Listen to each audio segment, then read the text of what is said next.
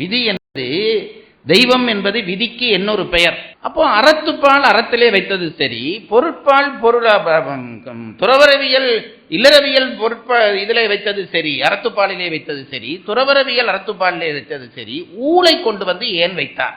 ஊழ் என்பது விதிக்கு இன்னொரு பெயர். இந்த இளைஞர்களுக்காக சொல்லி அது என்ன ஊழ் ஊழ் என்றார் என்று நீங்கள் குழம்பக்கூடாது. ஊழ் என்றால் விதி. இதை கொண்டு வந்து ஏன் வைத்தார் என்பதற்கான நியாயத்தை முதல் சொல்லுகிறேன். அதற்கு பிறகு விதி பற்றி நாங்கள் விளங்க முயற்சிப்போம்.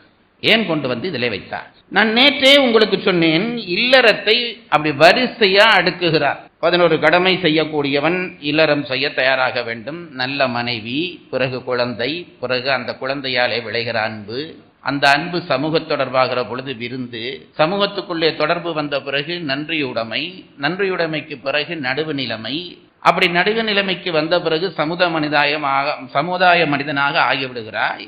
சமுதாய மனிதனாக ஆக வேணுமானால் உனக்கு அடக்கமுடைமை வேண்டும். மனம் மொழி மெய்களை அடக்க தெரிந்திருக்க வேண்டும். இதை அடக்க வேண்டும் என்று சொல்லிவிட்டு இந்த 3லும் விளையக்கூடிய குற்றங்களை அடுத்தடுத்து சொன்னார்.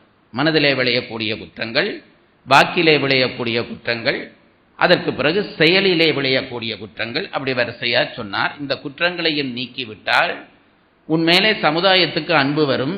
சமுதாயத்துக்கு உன்மேலே அன்பு வந்தால் உனக்கு சமுதாயத்தின் மேலே அன்பு வரும். அந்த அன்பு வந்துவிட்டால் உன்பொருளை சமுதாயத்துக்கு கொடுப்பாய். ஆகவே ஒப்புரவு ஈகை என்ற 2ம் நிகழும். இது 2ஐயும் நீ செய்தால் உனக்கு புகழ் வரும் என்றதோடு இல்லறவியல் முடிந்து போய்விட்டது.